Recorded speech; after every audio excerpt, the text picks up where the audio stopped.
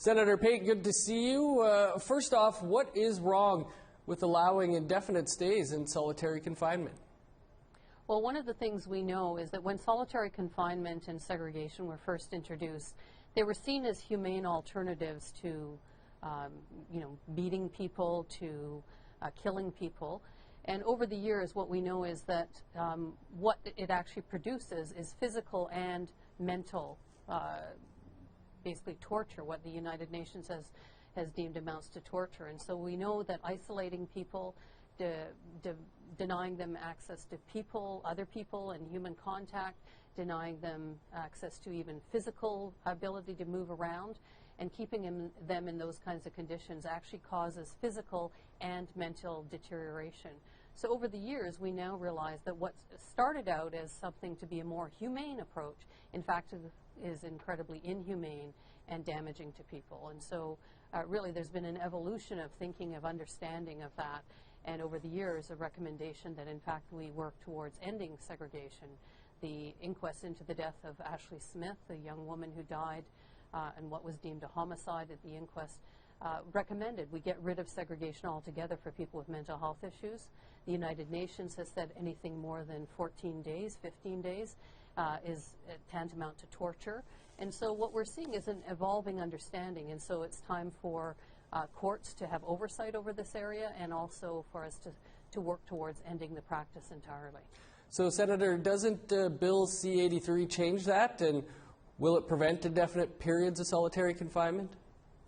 Well, Bill C-83 is put forth as ending the use of segregation, but in fact what it does is rename segregation to call them structured intervention units instead of segregation units, and takes away some of the current procedural safeguards that exist. And in fact, two courts of appeal, BC and Ontario, have ruled there needs to be some caps on the use of any kind of solitary or confinement or segregation. And increasingly, there's a call for oversight, external and independent oversight. And at the Senate level, we made a recommendation that, in fact, after 48 hours, there should be judicial oversight. So courts should look at what's happening within the prison setting. And the reason for saying 48 hours is we know that there have been findings that as soon as a few hours after a cell door closes, and certainly within 48 hours, you can see irreversible, irreparable, permanent harm, psychological and physical harm to individuals because of isolation. And so it was basically, it's not saying right now, or the amendment that the Senate made that was rejected by the House of Commons wouldn't have ended it, but would have required courts to establish for now why someone should be kept in those conditions and to ensure that it's monitored by the courts. Senator, we're short on time here, but Public Safety Minister Ralph Goodale responded to the rejected Senate amendments by saying they would have tied up court resources. How do you respond to that?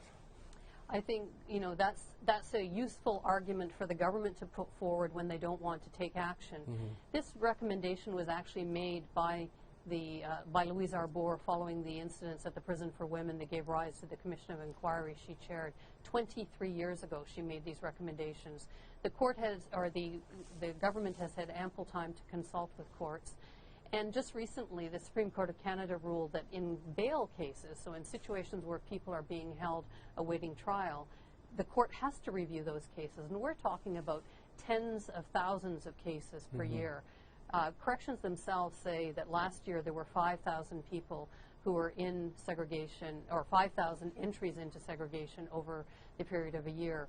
If we implemented judicial oversight, most of us know that automatically that would start to change the culture and we'd see fewer people in segregation.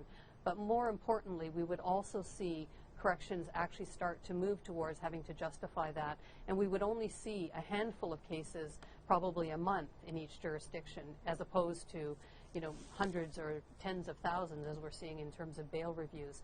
And so really, it's the last, prisons and our correctional system are the last system of the administration of justice to come under the courts in terms of being overseen by the courts. And I think it's high time that they were, and more importantly than me, people who have expertise in this area, judges and lawyers who have worked in this area for many and have expertise, have called for this for some time as well. Senator, we'll have to leave it there. Always a pleasure. Appreciate you taking some time for us. Thank you very much, and thank you for bringing attention to this important issue.